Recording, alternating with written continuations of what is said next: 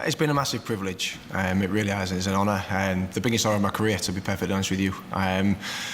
For me, we've always prepared like we was going to be here for the long term. Myself, the staff, we spoke to the players like we was going to be here for the long term as well, albeit we always knew that it was interim and it could be short term. But we knew the direction that we wanted the association to go regards how we wanted to play, the profile of players we wanted to play. So for us, it was a case of whether we was here long term or we were setting the foundations for the next person coming in, we was always going to do it the same way. On to tomorrow's game now, the British Virgin Islands. It hasn't been a good year for Gibraltar result-wise. We haven't won a game in over a year, should I say. This is just a friendly on paper, but considering how visibly disappointed you were after we lost to New Caledonia, how important is it to get a result tomorrow and a bit of a confidence boost?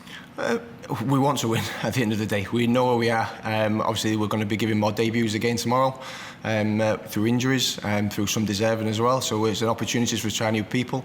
Obviously, we'll see Lee off, but just because we're seeing Lee off doesn't mean it's any less of a game or any different a game we want to win. The New Caledonia game was my biggest letdown as a coach from me, and I think we upset ourselves and let ourselves down in that. The players agree, and it's something that we can really learn from in regards our preparation mentally as well as physically for these types of games. Lee, you've given us decades of international football. When did you know Wednesday would be the right time to call it a day?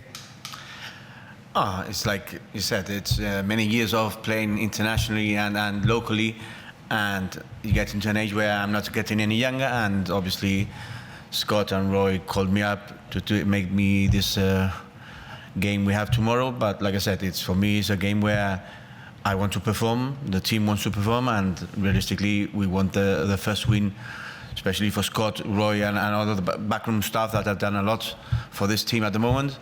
So for us, my game tomorrow is completely different. It's not like any other game. It's just a game where we've got to concentrate tactically what Scott's been teaching us this week, and the game we have to do prepare as best as we can. Tomorrow could be an emotional one.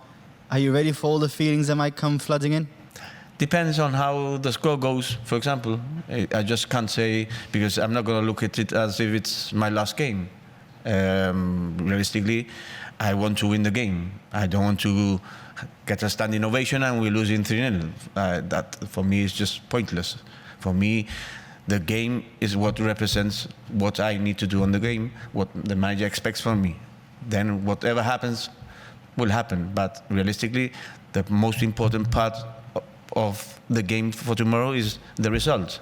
On obviously how we play, but realistically is a result. Then if I get a standing ovation or I don't mind. For example, like I said, the game is the most important part for tomorrow's game, and that's it.